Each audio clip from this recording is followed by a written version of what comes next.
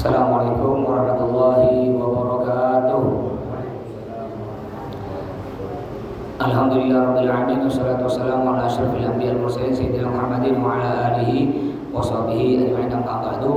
Seperti biasa, sebelum kita mulai, kita kirim Fatihah kepada guru-guru kita, di antaranya kepada Al-Imam Al-Habib Ahmad Al-Habib Hasan bin Ahmad Al-Kab, Al-Habib Abu Bakar Atos bin Abdullah bin Ali bin Zaid Al-Habsyi, juga kepada Al-Habib Abdullah Syadri, Habib Hasan Syadri, Habib Hasan Syadri, juga kepada Habib Hasan Maharun, kepada Al-Habib Anis bin Abu Bakar Al-Handulillah, Al-Habib Amin bin Musin bin Ali Al-Hadan, Kiai Abdul Hamid Bata-Bata, juga kepada semua keluarga. Allah ighfirulahum wa yastur uyubahum. Al-Fatihah. A'udzu billahi minasyaitonir rajim. Bismillahirrahmanirrahim. Alhamdulillahirabbil alamin arrahmanir rahim maliki yaumiddin.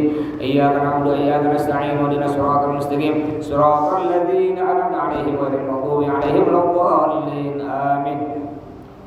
Ya, alhamdulillah kita bisa bertemu lagi, yang mana kemarin libur hampir 1 bulan, ada satu bulanan ya. Karena kemarin saya umroh, balik dari umroh langsung ke Malang. Ini insya Allah 14 hari lagi berangkat lagi umroh, tanggal 17 Agustus. Pas di Indonesia upacara, saya upacaranya nanti di atas pesawat nanti 17 Agustus. Bahwa insya Allah ada 74 orang ya. Mudah-mudahan oleh Allah semuanya yang belum sampai disampaikan ke Makkah ya, yang sudah sampai mudah-mudahan sampai lagi, amin. Baik, kita lanjut. Ini bab terakhir, yaitu bab haji. Kita hatamkan ya kitab Al-Aham. Bismillahirrahmanirrahim. Fadiyatu tabit ta'khir wa taqdir yatakhayyar ala ini udah. Khatimatun fi ziyaratil Mustafa. Khatimatun, penutup bab ini kitab Al-Aham fi ziyaratil Mustafa, menjelaskan tentang ziarah ke makam Nabi Muhammad sallallahu alaihi wasallam.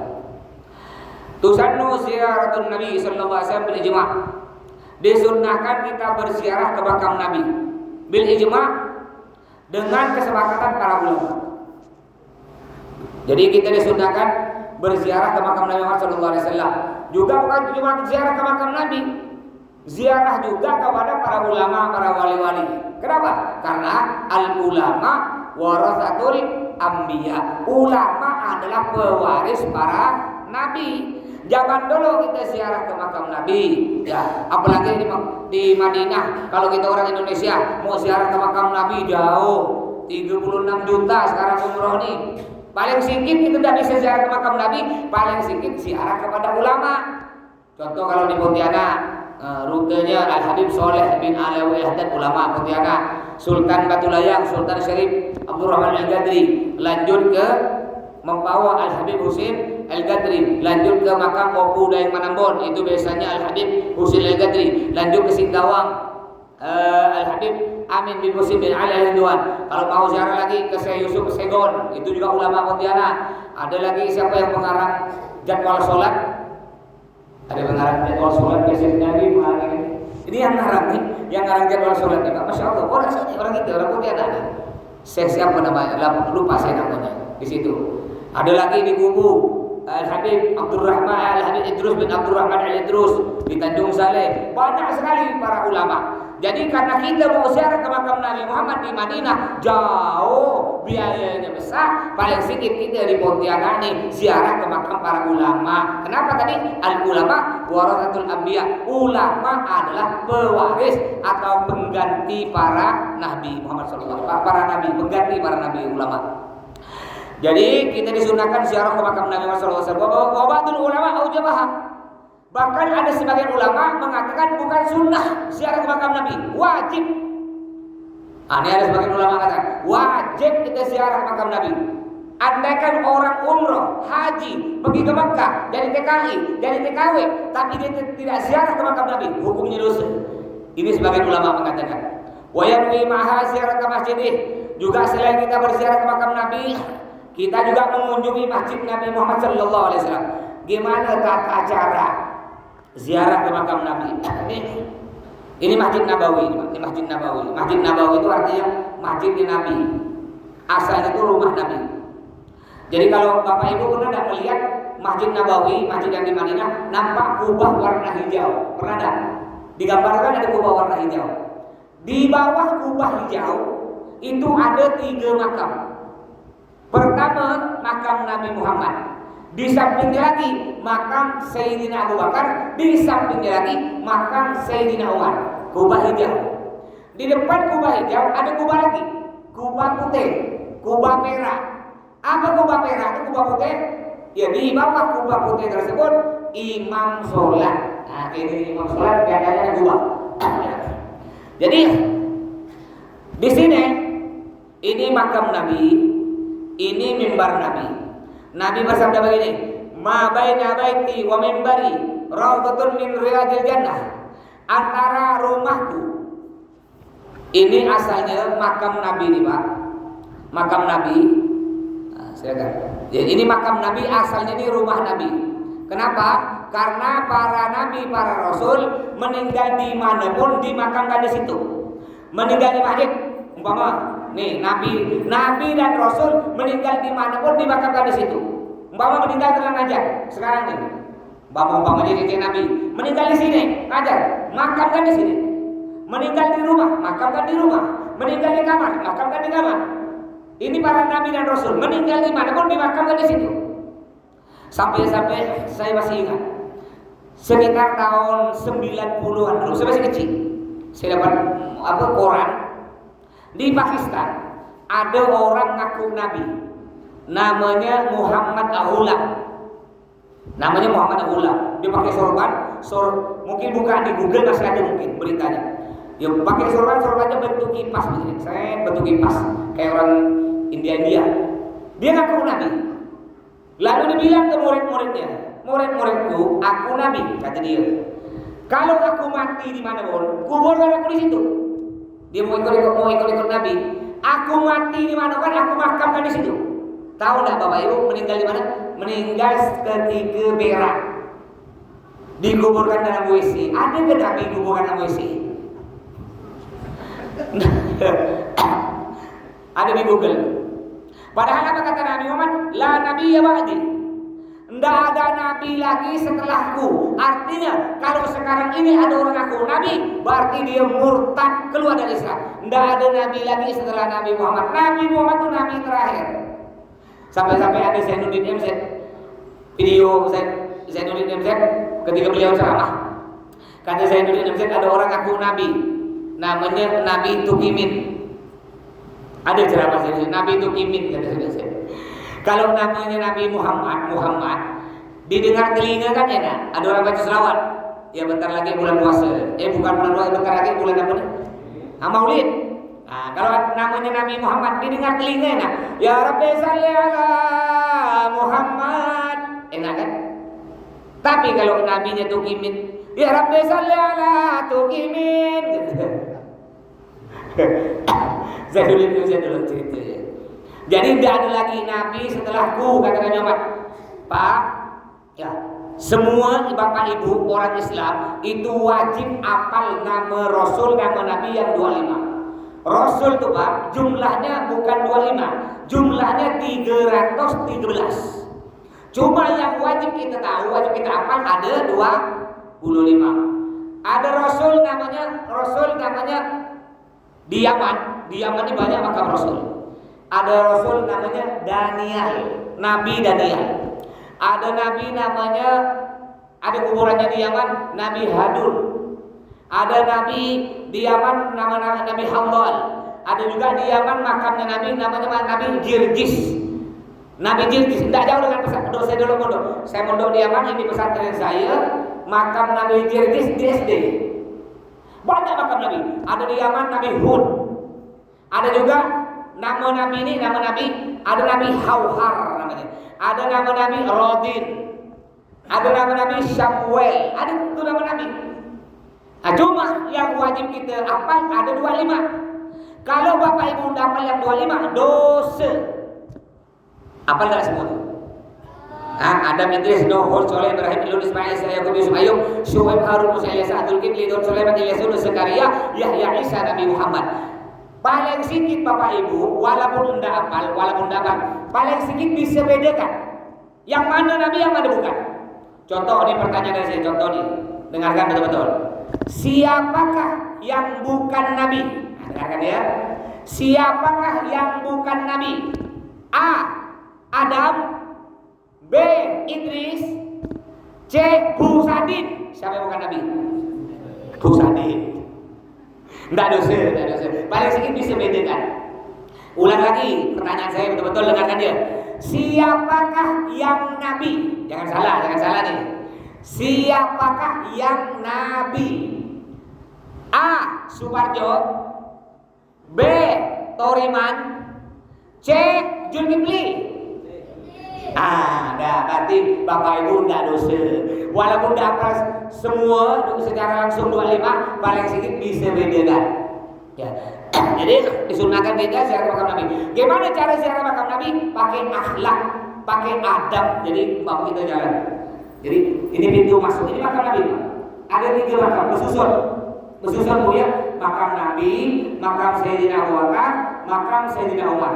Ini pintu masuk dari sini. Kita jalan ini pelan-pelan, nggak bisa laju karena orang ramai. Jadi jalan ini pakai akhlak. Ya, dulu. Ini makam Nabi. Kita yang depan kiai kan kita. Contohnya ada kiai datang ke sini, ada ulama kita mau salaman kan, kita gini saja. Nanti pelan-pelan kan. Tapi akhlak. Apa? Ini depan Nabi. Boleh nggak mas? Kita mau videokan mas untuk kenang-kenangan. Apa boleh? Yang penting videonya pakai akhlak. Jangan pula selfie. Ini makam Nabi belakang. Selfie begini tak sopan. Ya, yang pokoknya pakai sopan-sopan. Jadi ketika kita udah nyampe makam Nabi, sebelum nyampe kita baca selawat. Assalatu wassalamu alaikum ya Rasulullah. Sebelum nyampe, assalatu wassalamu alaikum ya Rasulullah. Ketika udah nyampe, baru kita baca salam. Assalamualaikum ya Rasulullah. Assalamualaikum ya Nabi Allah. Kalau nggak tahu, paling sedikit begini. Assalamualaikum Nabi. Assalamualaikum Sayyidina Abu Bakar. Assalamualaikum Sayyidina Umar. Paling sedikit. Kalau ada keluarga kita titip salam, kadang-kadang kan kalau kita umroh, ada keluarga kita yang titip salam. Aku dengar-dengar katanya kamu mau berangkat umroh. Iya. Kirim salam ya ke Nabi Muhammad. Pernah nggak biasanya kan? Bapak Ibu kirim salam. Insya Allah ada di gang kita nih 2 orang berangkat. Istri Bang Mudin berangkat dengan saya. Insya Allah 2 minggu lagi. Istri Bang Mudin Kawati dengan putra Bang Mudin Arfarul. Juga Mas Zen, ipar saya itu berangkat. Nah, kemarin kakak saya istri Mas Zen berangkat. Nah, ngapa enggak bareng? Karena kalau berangkat dua-duanya berangkat, santrinya banyak pelanggaran. Maka itu santri kecil, makanya gantian. Ada juga insya Allah untuk keberangkatan Oktober ada gantinya juga. Insya Allah Albi udah daftar, Albi anaknya Matraji. Insya Allah berangkat ke bulan 10. Mudah-mudahan nyusul yang lainnya oleh Allah ya. Jangan bilang gini dalam hati, tak mungkin mas, untuk makan tak cukup, tak boleh gitu. Amin ya. Ya, Allah nak berangkatkan ada cara, tenang ya. Kalau Allah pakai pasti nyampe. Amin ya. Ya jangan bilang gini, tak mungkin nyampe mas. Mana pula kita tahu rezeki. Memang kita tak punya duit, siapa tahu anak kita punya rezeki lebih, anak kita berangkatkan kita. Ya, atau kebanyakan Allah berpukul payakul selesai. Ya, jadi kadang-kadang ada orang kan kirim salam ketika kita mau berangkat. Bila mau berangkat besok umroh, iya. Kirim salamnya ke Nabi Muhammad. Boleh tak apa? Bapak kirim salam. Bapak nanti habis isya nih, mas bila mau berangkat? Insya Allah 17 Agustus.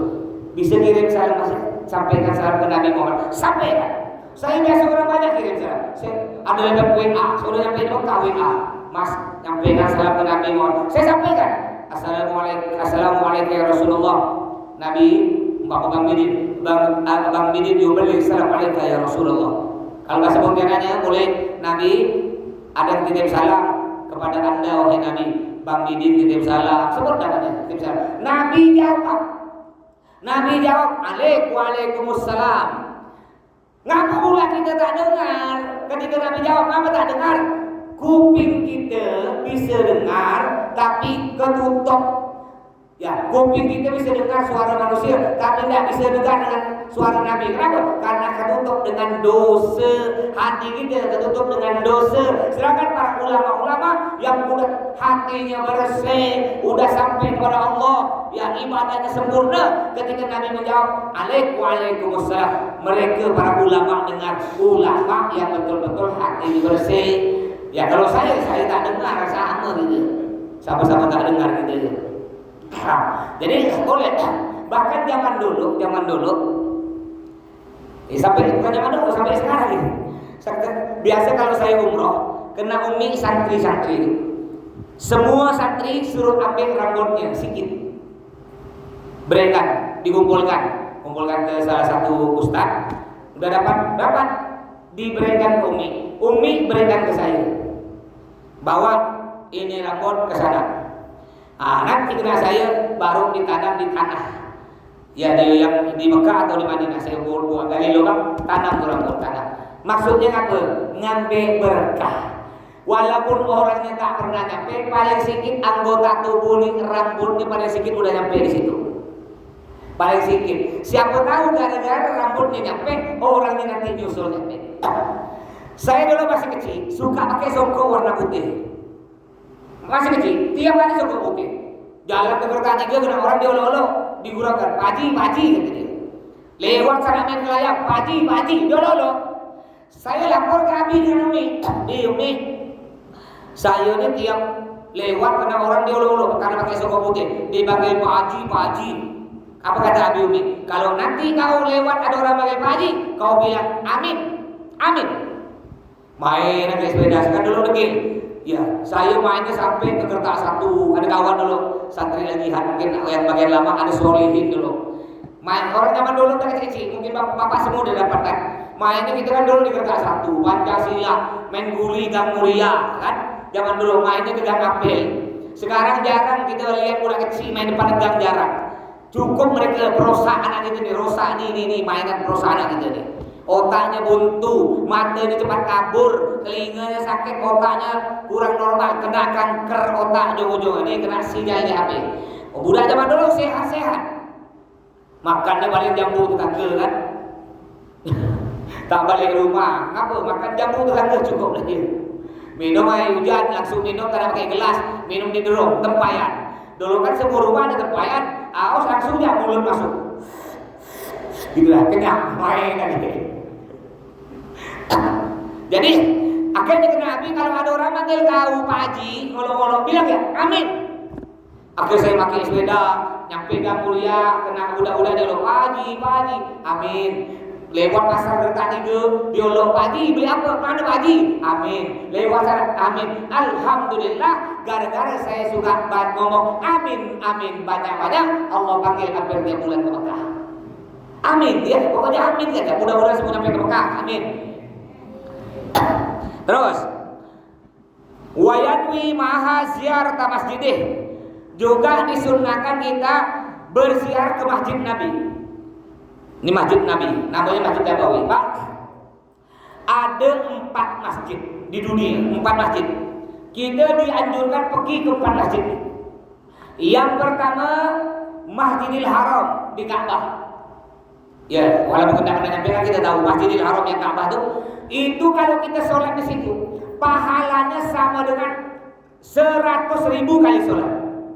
Kita baca satu sholawat, Allahumma shalli ala sayyidina Muhammad wa ala ali sayyidina Muhammad, pahalanya sama dengan 100.000 kali.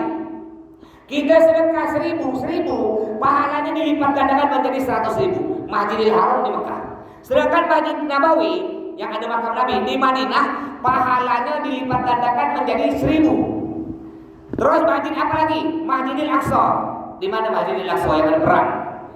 Di Palestina. Itu kalau kita sholat ibadah di situ, pahalanya dilipat gandakan menjadi 500. Yang keempat, Masjid Kuba. Masjid Kuba, apa itu Masjid Kuba? Masjid Kuba itu masjid yang pertama kali dibangun oleh Nabi Muhammad SAW. Pernah dengar nggak lagu Tola'al Badru? Itu sejarah Masjid Kuba. Jadi ketika Nabi Muhammad hijrah pindah dari Mekah, beliau pindah ke Madinah karena mau dibunuh karena orang kafir di sana. Orang Mekah, beliau lari ke Madinah. Orang Madinah udah siap nyambut Nabi. Nabi mulai masuk di kota Madinah. Dulu di kota Madinah itu disebut kota Yathrib. Kota Yathrib, Pak. Apa kota Yathrib? Kota penyakit. Zaman dulu banyak penyakit. Ketika Nabi datang, diganti namun dikena Nabi Madinah Munawwarah, kota yang bersinar. Jadi ketika Nabi datang, sahabat menyambut Nabi sambil memegang gendang hatra, sambil baca lagu Tala'al badru alaina min thaniyatil wada. Tala'al badru, telah datang padaku bulan purnama. Siapa maksudnya bulan purnama? Nabi Muhammad. Akhirnya ketika Nabi Muhammad masuk di kota Madinah, pertama kali yang dibangun oleh Nabi Muhammad adalah masjid. Makanya orang tua-tua zaman dulu ketika bangun rumah, pertama kali yang dibangun bukan rumah, yang dibangun langgar. Kata orang Madura, langgar. Tahu langgar? Musola, surau, orang zaman dulu itu.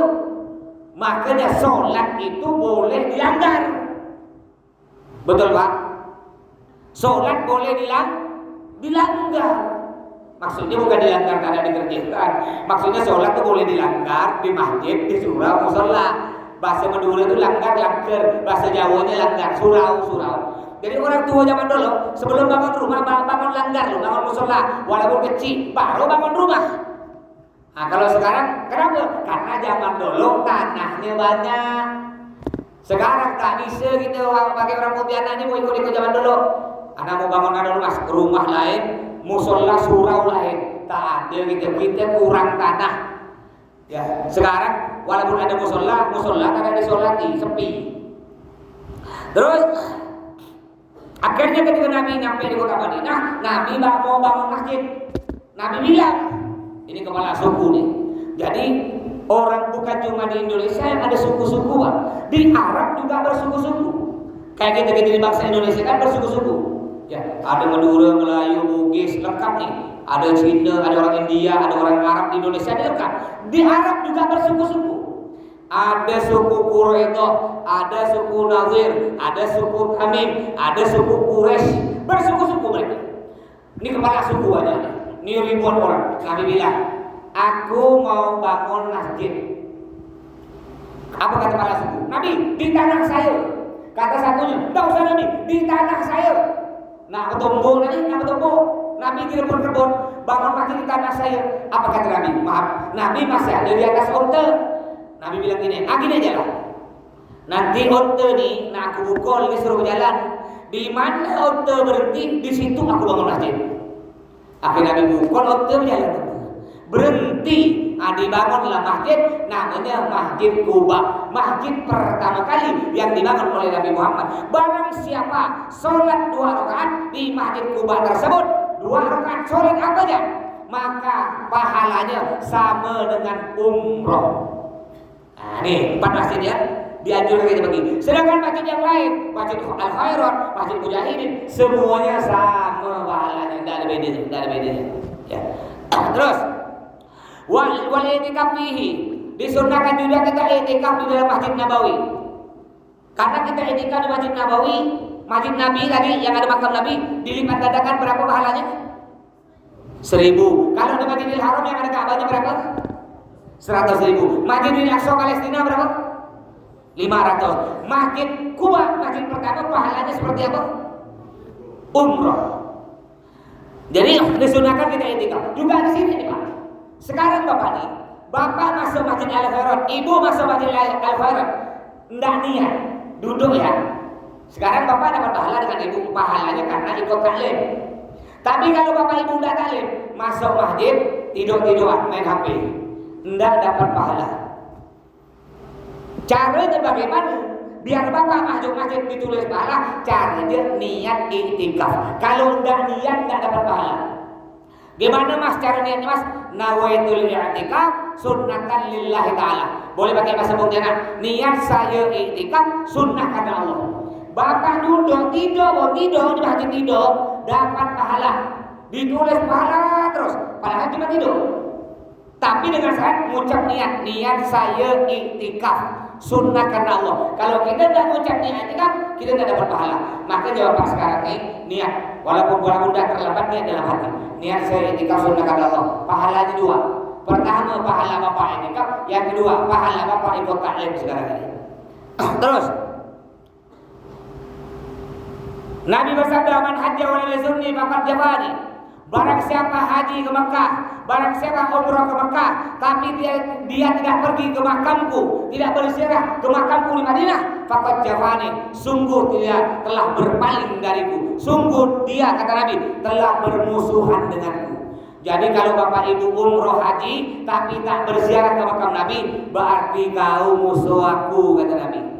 Jangan harap nanti di akhirat, Nabi iswa lana ya Rasulullah, berilah kami syafaat, tolonglah kami wahai Nabi. Apa kata Nabi? Tidak, aku tak mau nolong kau. Kau yang kemarin umroh tak singgah ke makam aku. Kau pergi ke Tower Zamzam, kau ngopi di lantai 30 di Tower Zamzam, tapi kau tak pergi makam aku. Tidak akan diberi syafaat oleh Nabi Muhammad SAW. Terus, sunanu ziaratul Madinah Munawwarah, sunnah-sunnah ziarah di Madinah. Jadi ketika kita masuk kota Madinah, Pak, ada beberapa pekerjaan, ada beberapa amalan yang sunnah kita lakukan. Yang pertama, al-irtisal liduhuliha. Sebelum masuk Madinah disunnahkan mandi. Umpama anggaplah kota Madinah itu cece-nya batas kotanya dikorem ya.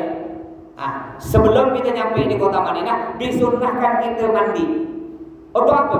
Untuk menghormat kota yang mulia, kota yang suci. Di Madinah, di Mekah itu Pak, disebut tanah haram.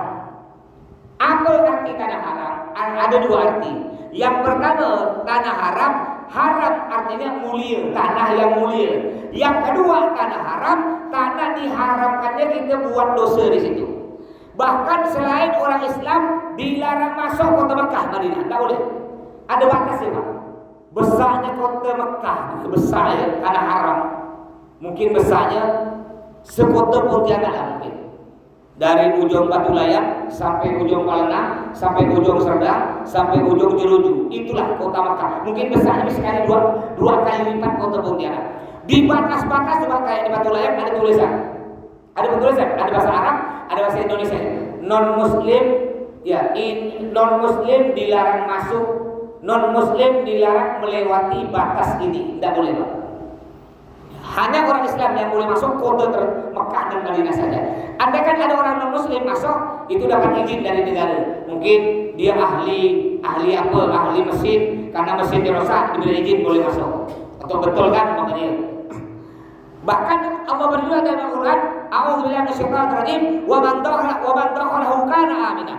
Yang artinya barang siapa masuk tanah haram Mekah Madinah kana aminah, maka dia aman. Sampai nanti Dajjal Pak, Dajjal keluar, semua akan dimasuki kena Dajjal. Kita nih Pak bisa dibunuh kena Dajjal. Kecuali dua kota yang tidak akan dimasuki Dajjal. Dua kota ini berawalan mim. Apa berarti? Mekah dan Madinah. Madura masuk. Jangan pula Bapak bilang Madura pun mim tak pas masuk. Dia cuma dua putih ya, Mekah, Madinah. Terus, jadi sunnah kita mandi ketika masuk Madinah. Yang kedua, as-salatu bil Masjidin Nabawi arba'ina fardhan mutawaliyan. Disunnahkan kita sholat 40 kali berjamaah dengan imam tanpa ada putus. Makanya kalau umroh tidak bisa, waktunya tak cukup. Kalau haji bisa. Makanya kalau haji disebut istilah arba'in. Siapa yang sudah pernah haji di sini? Yang sudah haji? Nih, kata umroh ya? Belum ya? Insyaallah. Mudah-mudahan dipanggil haji ya. Murah. Kalau langsung berangkat, Bapak mau berangkat tahun ini, langsung berangkat, daftar langsung berangkat. Murah, cuma 400 juta. Ada yang lebih murah ke 55 juta. Bapak daftar besok, berangkatnya 30 tahun. Jadi kalau umur 50 tambah 30, ya nyawa masih ada, tapi engsel udah hampir lepas lah begini bila lebih.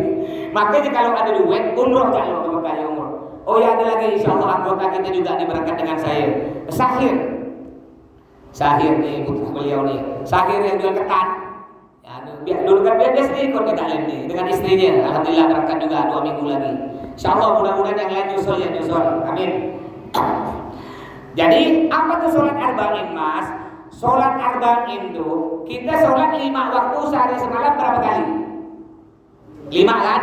Duhur, asar, maghrib, isya, subuh 5. Kalau 2 hari berarti 10. Kalau 8 hari 5 kali 8 berapa hari berarti? Berapa sholat? 40. Jadi kita harus sholat 1 hari 5 kali duhur, asar, maghrib, isya selama 8 hari. Totalnya 40. Tak boleh terputus. Ini disebut arba'in. Umpama kita udah dapat 7 hari. Hari ke-8 terputus 1. Kita tak tidur subuh. Tak bangun sholat subuh. Kita terbangun udah bubar dah. Imam masjid udah bubar. Enggak gitu. Ulang lagi. Apa hikmahnya? Hikmahnya kita sholat arba'in ini. Hikmahnya sangat besar. Apa kata Nabi dalam hadis? Nabi bersabda, "Man shalla fi masjid hadza arba'ina sholatan." Barang siapa sholat di Masjid Nabawi, kata Nabi, 40 kali sholat, 5 kali 8 hari, 40 kali sholat, la taqutuhu sholatun, tidak pernah terlepas satu sholat pun tak pernah lepas, berurutan. Kutibat lahu bara'atun minan nar. Allah tulis dia selamat dari api neraka. Bayangkan Pak, kita banyak dosa, cukup kita pergi ke Madinah, sholat 8 hari, 5 kali 8, 40 kali. Apa kata Nabi? Dia akan diamankan selamat dari api neraka. Bukan cuma itu, ditambah lagi apa kata Nabi? Wa najatun minal azab. Dia akan diselamatkan dari siksa, tidak akan disiksa. Wa minan nifaq, wa bari'a minan nifaq, dan dia diselamatkan dari sifat munafik. Makanya orang haji itu Pak berlomba-lomba untuk melakukan arba'in di Madinah. Ya. Baik, sebelum saya lanjut mungkin ada pertanyaan, silakan. Selingan ada pertanyaan.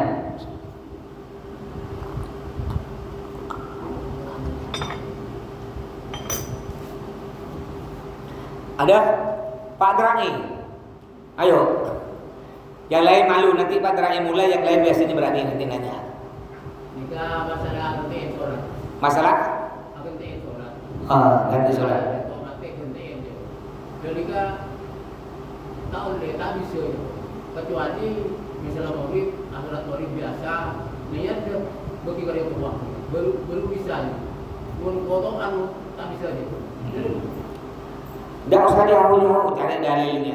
Kemarin udah pernah kita pelajari, dalilnya ada di kitab ini. Ya. Bukan di kitab ini. Di kitab Umdatus Salik. Ya, bukan di kitab ini, saya lupa saya. Ya, saya kalau tiap pagi di Al-Jihad ngajar kitab Umdah namanya. Sama kitab fikih, ini kan kitab Al-Aham. Di kitab Umdah.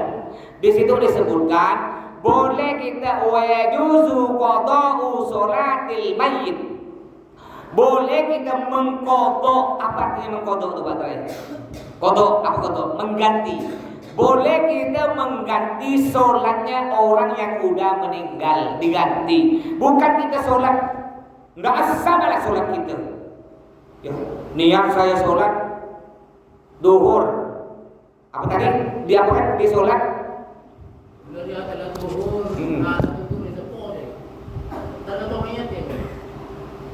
Oh, jadi umpama anggaplah dia azan isya nih, sekarang azan isya. Lalu dia sholat isya kan untuk diri dia sendiri kan. Tapi dia bilang gini, Allahu Akbar. Dalam hati, niat saya sholat isya untuk bapak mama. Allahu Akbar.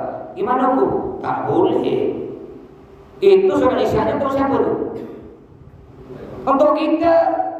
Gimana mas caranya ganti sholatnya bapak mama? Nanti habis kita sholat isya, Assalamualaikum warahmatullahi, baru kita bangun, ganti.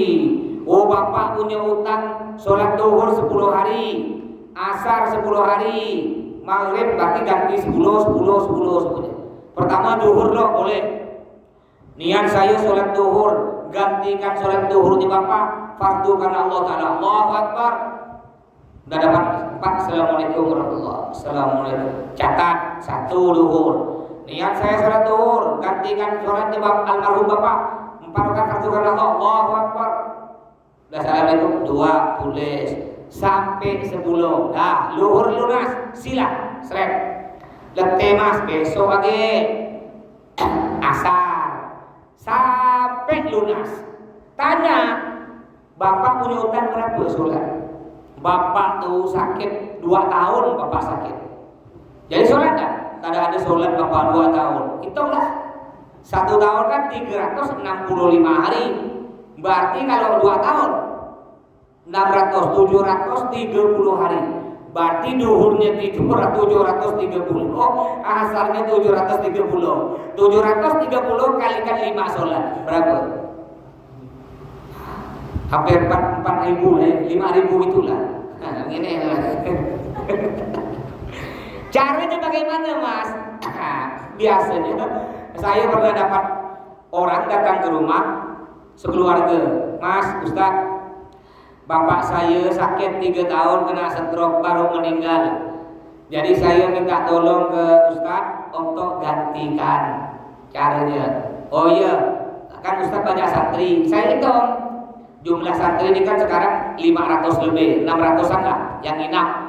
Saya bagi 3 tahun, berarti kurang lebih 1.000 lebih. Duhurnya 1.000 lebih, asarnya 1.000 lebih, berarti hampir 6.000 total. Saya bagi dengan jumlah santri bagi. Oh, berarti satu santri cukup sholat duhurnya 3. Cek nih. Satu santri cukup duhurnya 3, asar 3, maghrib 3, isya 3, subuh 3. Niat untuk almarhum bapak fulan. Kerjakan karena santri ramah, dia sebentar, sekitar 10 menit selesai. Ya, dia nih minta tolong balik. Nggak ada nempel-nempel. Ada. Degil. Udah dapat 2 hari WA. Assalamualaikum Ustaz. Udah selesai. Udah, alhamdulillah udah. Makasih. Cantik dong. Makasih. Bapak ingin sejuk kuburan anak asin. Paling sedikit berilah nyumbang pondok beri beras kan. Nih Ustaz, karena santri udah sholat ke bapak saya. Untuk orang tuanya masih. Bila kira sedekah orang tua udah meninggal pun masih dengan alhamdulillah. Semampunya, datang pakai mobil lagi itu. Dari baju lain orang mampu. Saya pernah ini dengan Bang Udin berapa tahun yang lalu, lama dah, belasan tahun. Tanya Bang Udin. Diundang orang hataman Al-Quran, minta 15 orang, suruh berangkat sebelum duhur. Ya namanya sebelum duhur, santri kan belum makan. Santri kan makan habis duhur. Berangkat pakai oplet Bang Udin, lama berapa belas tahun yang lalu. Sampai di rumahnya, ya sambil nunggu duhur, ya biar tidak kosong, kita baca sholawat lah kan. Sampailah sholat duhur berjamaah. Bang Udin tak salah duduk di luar kalau tidak salah. Akhirnya habis sholat duhur, acara dimulai. Minta banyak tuh kan. Bayangkan 15 orang 30 juz, berarti 1 orang 2 juz, 1 jam. Selesai baca Al-Quran 2 juz 1 jam, minta yasin, minta tahlil, minta serakal. Cantik. Sampai hampir jam 2 lah. Udah itu selesai. Perut udah lapar, saya lapar kan?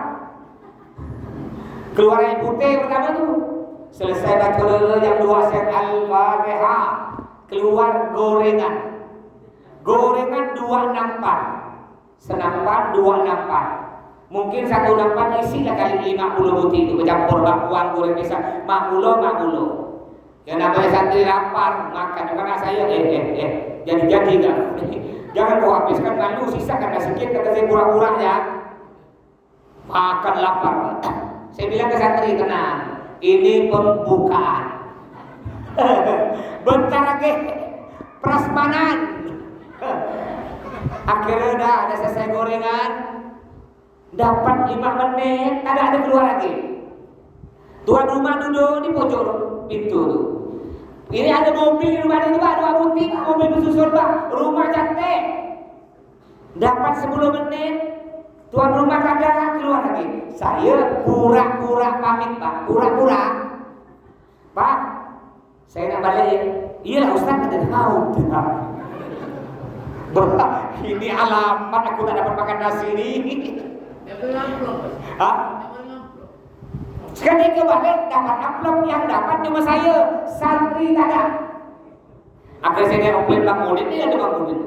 Naik oplet dengan Bang Udin, saya buka amplop. Santri tak dapat, Bang Udin tak dapat. Saya buka isinya berapa? 20.000. Saya berikan ke Bang Pudin, dapat rezeki kau Pak. Akhirnya pergi di pondok, nasi habis. Santri lapar, aduh. Saya beli Indomie 2 kardus Pak, tekor saya. Dapat berapa lama ngundang lagi? Akhirnya sekarang saya beri peraturan. Saya beri peraturan orang-orang yang undang. Kalau khatam Quran wajib undang santri 30 orang. Yang pertama, yang kedua santri wajib beri makan. Yang ketiga oplet wajib dibayar. Saya beri aturan, bukan apa untuk orang tua masing. Ya, masalah beri duit, beri berkat tak wajib. Yang penting wajib beri makan. Alhamdulillah berlaku dia. Udah kasih anak muda. Coba dia suruh baca seorang 2 juz tu. Tak usah beri duit, mau tak kira-kira? Mana mau? Baca 2 juz beri bakwan 2 butir, mau? Dia baca iya caranya gitu ya. Baik, ada lagi. Kita lanjut lagi ya. Terus kalau kita masuk kota Madinah, tadi disunahkan mandi, disunahkan sholat dalam masjid. Apalagi al-iktsar minal ibadah fi raudhatis syarifah. Dianjurkan memperbanyak ibadah di raudhah. Apa itu raudhah? Nah, kalau saya nih Pak, tak bisa masuk raudhah. Saya dilarang masuk raudhah. Jadi jatahnya orang masuk raudhah setahun 1 kali. Kalau Bapak umroh bulan ini bulan Agustus, Bapak umroh, Bapak masih bisa masuk raudhah. Lalu dapat 3 bulan, Bapak umroh lagi, tak boleh. Bapak boleh dapat masuk raudhah nanti Agustus tahun depan. Saya kan baru kemarin umroh. Saya 2 minggu lagi umroh, tak boleh masuk raudhah. Tapi saya lihat Mas di TikToknya Mas lolos saya di raudhah, nggak bisa. Kabar ini pakai bayar. Kalau kadang ini nggak bisa. Jadi apa itu raudhah? Tadi kata saya, ma baina baiti wa minbari raudhatun min riyadil jannah. Antara rumahku, dulu ini rumah Nabi, sekarang jadi apa? Jadi makam Nabi. Nabi Muhammad meninggal di rumah beliau, dimakamkan di rumah beliau. Jadi antara rumahku, yaitu makam Nabi, wa minbari, dan mimbarku. Jadi ada mimbar, kau mimbar. Kalau khotib mau main, ini mimbar. Ini yang jadi khotib pelajaran dia pelajaran. Kadang-kadang ada khotib kayak orang kena stroke. Ya, tahu tak? Khotib kayak orang kena stroke. Kan baca selawat budak-budak tuh. Khotib naik, ini tangga ini. Mohon maaf ya. Ini tangga ini. Siapa nulis Mas Toto ini? Nah dia, Mas Toto. Ketika sini. Saking ngefan kita tadi itu. Cuma kurang ajar, Mas Toto injak-injak. Injak Mas Toto ini. Kadang-kadang kalau ada khotib begini kan, apa namanya yang Bilal lu kan, Allahumma sholli ala sayyidina Muhammad. Allahumma sholli ala sayyidina Muhammad. Naik lagi kan, keren-keren. Ada itu tidak sunnah. Caranya langsung jalan.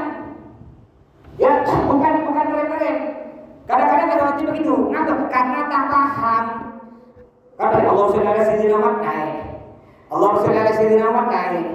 Allah sholli ala sayyidina Muhammad naik. Bilal itu berapa baca selawat berapa kali? 3. Kalau tangganya 20. Bilal kan baca 3. Berarti dia tak naik aja lah melekat di situ. Jadi sunnahnya itu bukan lekat-lekat, langsung yang naik. Sunnahnya ya. Nah, jadi ini namanya mimbar. Antara rumahku, yaitu yang sekarang jadi makam Nabi, dan mimbarku, antara makam Nabi dengan mimbar lebarnya sekitar 20 meter, panjangnya sekitar 30 meter. Apa kata Nabi? Raudhatun min riyadil jannah. Itu termasuk taman dari taman surga. Insya Allah orang yang masuk taman surga raudhah di Madinah, insya Allah akan masuk raudhah taman surga aslinya. Amin. Insya Allah mudah-mudahan sampai semua masuk ke raudhah. Terus ziarah di Masjid Quba, disunahkan juga berziarah ke Masjid Quba. Tadi sudah dijelaskan. Ziarah Maqbarah Baqi Al-Gharqad. Disunahkan juga di Madinah kita berziarah ke makam Baqi. Makam ada makam namanya makam Baqi. Kayak gini, Pak. Makam Gang Jarak, makam Gang Apel, makam Jalan Karet. Di Madinah ada makam namanya makam Baqi. Disunahkan kita ziarah. Di mana makam Baqi? Tak jauh dengan makam Nabi. Ini kan tadi makam Nabi, ini kan Masjid Nabawi nih, Masjid Nabi. Ini makam Nabi. Baqi di sini. Kalau jalan kaki dari makam Nabi ke Baqi sekitar berapa? 300 meter lah. Kalau kurang lebih 300 meter. Ada siapa di makam Baqi? Ada istri Nabi. Siti Aisyah di situ, Siti Fatimah di situ, Sayyidina Utsman, putra Nabi Sayyidina Ibrahim, Sayyidina Qasim, Sayyidina Abdullah. Ada putri Nabi Siti Zainab, Siti Ruqayyah di situ. Semua istri Nabi ada di makam Baqi. Kecuali Siti Khadijah. Siti Khadijah ada di kota Mekah, di makam Ma'la. Satu ya di makam Ma'la istri Nabi namanya Siti Khadijah di situ. Di makam Ma'la di Mekah, ini makam Siti Khadijah, di bawahnya makam Abu Yamaliki. Di bawahnya lagi makamnya Mbah Maimun Zubair. Turun lagi makamnya guru saya Habib Salim bin Abdullah Asy-Syadili. Di sampingnya Habib Salim makamnya Syekh Yasin Al-Fadaqi. Di sampingnya lagi makamnya Al-Habib Abdul Qadir bin Ahmad As-Segaf. Banyak makam para ulama di situ. Terus disunahkan lagi ziarah Jabal Uhud. Disunahkan kita berkunjung ke Jabal Uhud. Jabal Uhud itu Gunung Uhud, Pak. Gunung Uhud nih, Pak. Kenapa disebut Gunung Uhud? Uhud itu artinya sambung menyambung menjadi satu. Dia beberapa gunung sambung menyambung. Gunung Uhud nih, Pak, besarnya kurang lebih Gunung Peneraman besar. Panjangnya 7 km.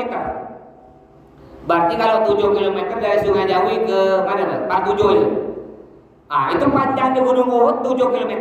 Gunung Uhud nih, Bapak Ibu, satu-satunya gunung yang masuk surga. Jadi kalau halo, mati. Oh, habis baterai kali. Halo, habis baterai. Jadi Gunung Uhud tuh satu-satunya gunung yang masuk surga. Kalau kita masuk surga, andai kita masuk surga, kita akan nanti ketemu dengan Gunung Uhud. Mudah-mudahan kita masuk surga semua. Gunung yang lain, Gunung Peneraman, tak masuk surga, tak ada. Jangan cari Gunung Peneraman surga, tak ada. Yang ada cuma satu gunung. Gunung apa namanya? Gunung Uhud.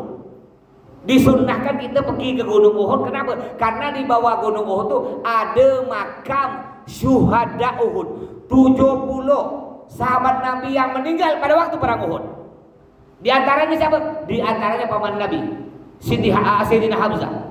Ketika Sayyidina Hamzah meninggal dunia karena dibunuh kena seorang budak namanya Wahsy. Dibunuh apa ya? Dibunuh tuh kalau kata orang Madura salib. Enggak dari depan, main belakang. Orang tak siap dicucuk di belakang.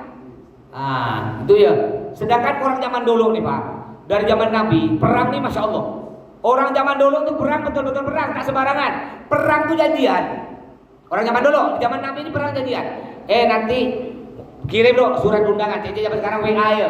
WA, musuh sana, orang di seberang musuh. Kita perang ya, nanti besok hari Selasa jam 7 pagi di Korem perang. Pasukan kau berapa? Aku 10.000 kata sepihak seberang. Aku 7.000. Oh iyalah, okelah perang ya. Besok jam 7 pagi, oke. Mereka tidak langsung main serang-serang kampung, tak ada. Kumpul loh depan Korem jam 7 pagi, ngumpul situ. Akhirnya terjadilah perang. Nanti walaupun mereka menang, mereka tak ngaco. Orang tua tak dikacau, budak kecil tak ada dikacau, orang perempuan tak ada dikacau, tak ada bakar-bakar rumah, tak ada ngaco hewan tumbuhan, orang yang diam dalam rumah selamat tak ada dikacau. Itu baru perang zaman dulu. Sekarang orang tidur di bom, tum aja kayak di luar negeri itu ya. Naudzubillah min dzalik. Nah, jadi Gunung Uhud pernah suatu hari Allah bilang pada Nabi Muhammad, kalau kau mau Gunung Uhud jadi emas, ambil kau. Berapa kilo tadi panjangnya Gunung Uhud? 7 kilo Pak. Muhammad kalau kau mau Gunung Uhud 7 kilometer jadi mas ambe. Nabi Muhammad tak mau. Kalau Bapak Ibu gimana? Kira Anda kan sekarang ini ada suara berita Gunung Peneraman jadi mas ambe. Gimana kira-kira? Oh semuanya gabung pakai motor, saya pun ikut gak? Siapa tak mau gunung emas ya? Jangankan punya gunung emas bu ya, baru punya gelang 3 butir dah sudah. Nanti maulid Nabi di masjid baca serakal diangkat, ya Nabi salam. Sama gak bapak-bapak mentang-mentang punya cincin jamrud harga 2 juta sikit-sikit dibunyikan jari tek. Jawa dia. Mentang-mentang punya sarung, Masya Allah, sarung sebuti ecap 5. Saking gaya, sarung sebuti ecap 5 buti. BHS Lamiri, Donggala, Sapir. Saking gaya, bukan gaya tuh gila dah maksudnya. Udah ada. Dah. Terakhir mana lagi? Al-ikthar min as-shalah 'ala nabi, membaca sholawat kepada Nabi sallallahu alaihi wasallam. Tadi paman Nabi yang dibunuh akhirnya dimakan, hatinya dimakan oleh seorang perempuan namanya Hindun. Lama-lama Hindun masuk Islam. Yang bunuh namanya Wahsy juga masuk Islam. Ketika masuk Islam pergi kepada Nabi Muhammad, Nabi terkejut, Nabi dia datang. Ngapa kau datang sini? Saya mau masuk Islam Nabi. Akhirnya baca syahadat, dia kata Nabi, Nabi saya minta maaf, Nabi saya telah bunuh paman Nabi Sayyidina Hamzah, bahkan saya makan hati. Nabi pada waktu itu sedih, bayangkan paman bukan cuma dibunuh, dibelah dada. Kata Nabi, iya aku maafkan kau berdua yang bunuh paman aku. Cuma aku tak mau lihat agek kau. Jangan kau lewat-lewat depan aku agek. Bukan aku benci, tak ada. Karena setiap aku lihat muka kau, aku langsung sedih. Ingat paman aku yang kau bunuh tu. Bukan aku benci. Nabi tak ada benci. Cuma ketika melihat dia, Nabi langsung sedih ingat pamannya. Masya Allah. Tapi untungnya si Hindun dan si Wahsy yang bunuh paman Nabi masuk Islam. Baik, sampai di sini. Mudah-mudahan kita ketemu lagi dengan mana salah akan datang insya Allah ya. Ini udah hatam. Kitab Al-Aham nih hampir 4 tahun lagi. Ya baru hatam. Nanti habis ini kita mungkin ganti kitab yang lain, ganti kitab fikih yang lain. Kalau ini kita sempat dibaca nih karena ada tadi hataman. Ini kitab tasawuf tentang hati, ini kitab fikih tentang badan bagian luar kita. Mudah-mudahan oleh Allah manfaat ya. Ini kitab ini 4 tahun baru hatam, mudah-mudahan manfaat, mudah-mudahan kita istiqomah sampai anak cucu kita teruskan pengajian ini. Mudah-mudahan kita berkumpul bersama para habaib, para ulama, para kiai dalam surga Allah. Amin rabbal alamin. Bismillahirrahmanirrahim. Alhamdulillahirabbil alamin. Allahumma shalli ala sayyidina Muhammad wa ala ali sayyidina Muhammad.